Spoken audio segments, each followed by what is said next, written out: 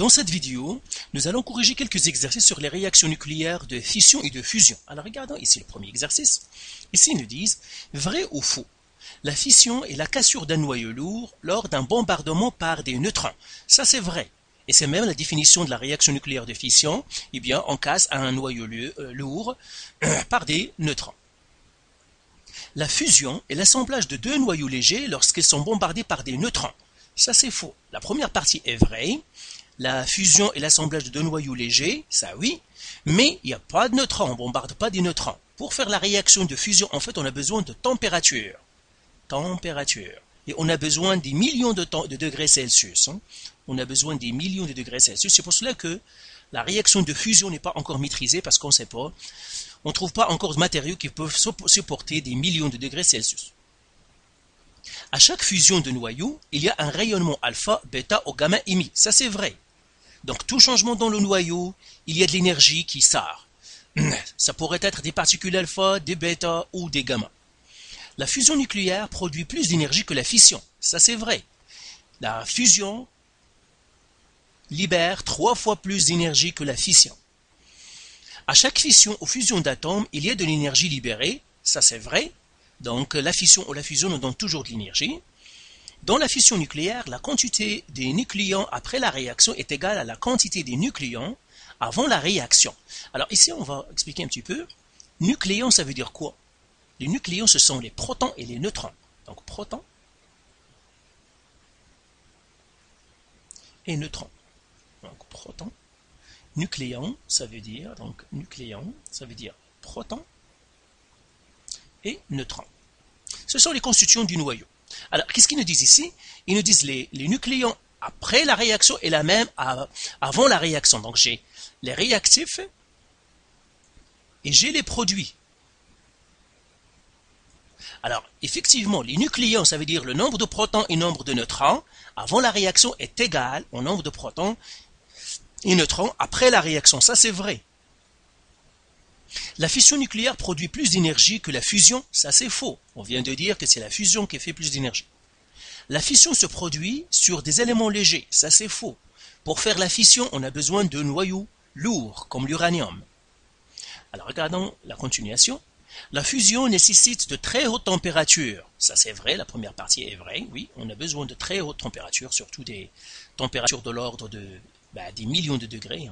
Donc la première ici est vrai, alors que la fission présente des risques d'emballement. Ça, c'est vrai. La fission présente des risques d'emballement. Pourquoi? Parce qu'il utilise la réaction en chaîne. Et on peut perdre le contrôle de la réaction de fission. Ça, c'est vrai. Donc. La radioactivité naturelle se trouve chez les éléments lourds. Ça, c'est vrai. Ce sont les éléments lourds qui se désintègrent. Le bombardement de noyaux par des neutrons dans des noyaux instables, ça c'est vrai.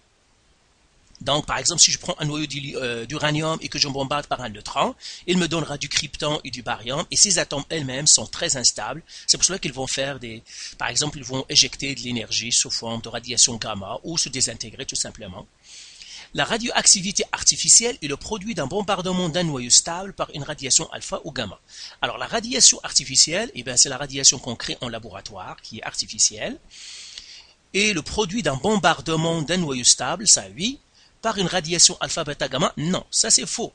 C'est vrai que c'est par des bombardements, mais avec des neutrons.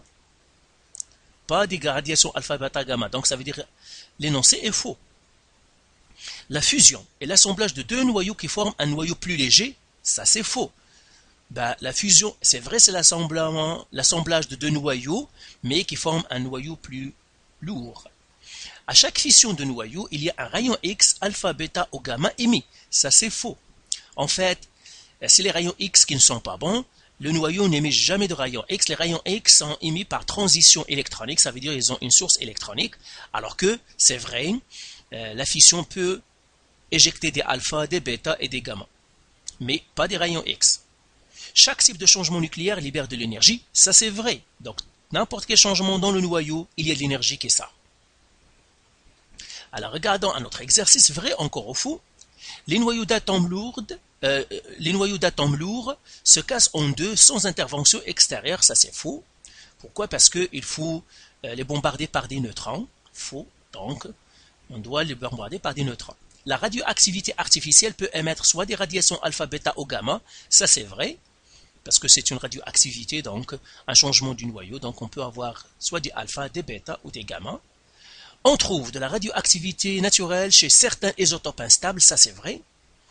Donc des isotopes qui sont instables, ça veut dire qu'ils vont chercher de l'instabilité, donc soit qu'ils vont éjecter des alpha, des bêta ou des gamma, donc ça c'est vrai.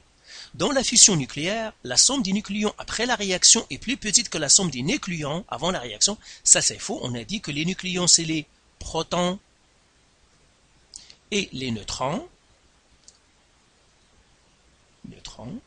et leur nombre est le même avant la réaction et après la réaction, donc ça c'est faux. La fission produit moins de radiation que la fusion, ça c'est faux.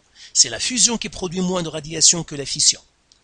La fusion produit plus d'énergie que la fission pour une masse équivalente de combustible, ça c'est vrai. La fusion produit 3 fois plus.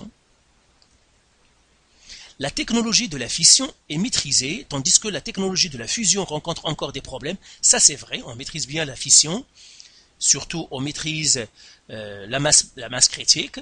Et puis la fusion, on ne le maîtrise pas encore. Pourquoi? Parce qu'on a dit que ça nécessite des températures de l'ordre des millions de degrés.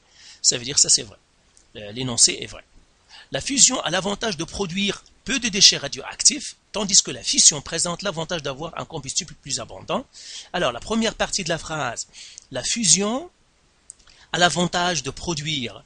Donc, c'est pour que je fasse une bonne ligne. Donc la fusion a l'avantage de produire peu de déchets radioactifs, ça oui. La fusion produit peu de déchets radioactifs par rapport à la fission, tandis que la fission présente l'avantage d'avoir un combustible plus abondant. Eh bien non, ça la partie est fausse. Donc ça veut dire l'énoncé est faux. Eh bien, la fission utilise l'uranium, et puis l'uranium est très rare, alors que la fusion utilise l'hydrogène, et l'hydrogène est bien plus abondant. Donc ça, la phrase est, ou bien l'énoncé est faux. Alors on continue. La fission est la cassure d'un noyau lourd, d'un bombardement avec des particules alpha. Ça c'est faux. Oui, la fission c'est la cassure d'un noyau, mais avec des neutrons, pas des... Donc je vais mettre en jaune ici. Ça c'est faux, mais avec des neutrons, pas des particules alpha.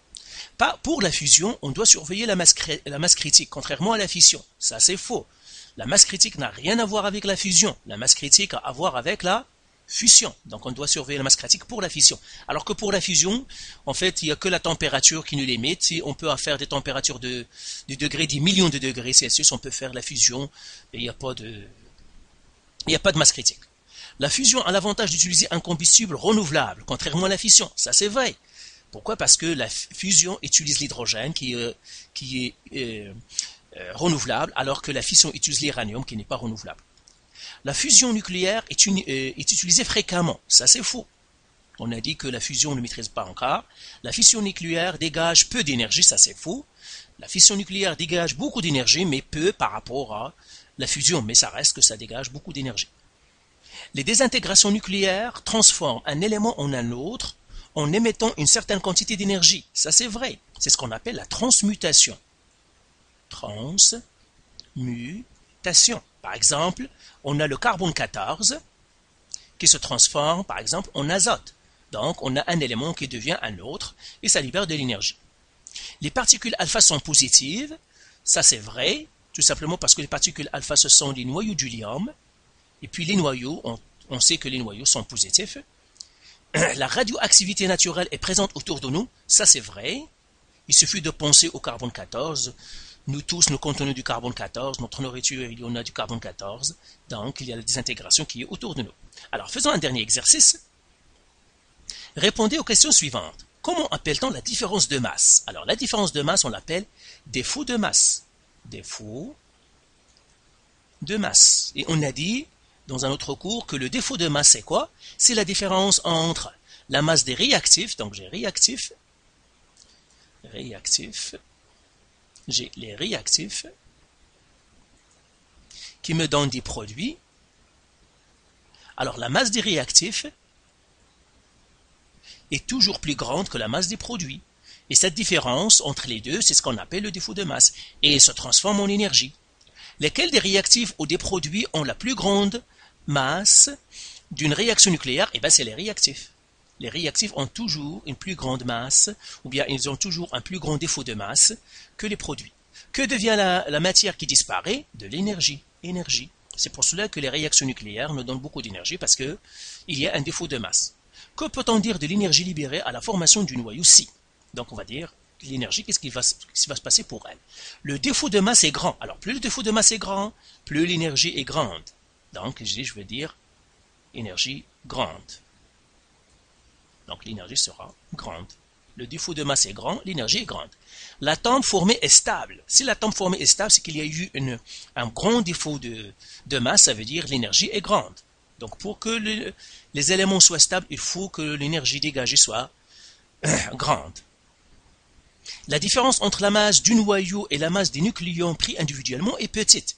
Alors si la masse entre le noyau et les nucléons, ça veut dire ceux qui forment le noyau, est petite, ça veut dire le défaut de masse, parce que c'est ça la définition du défaut de masse.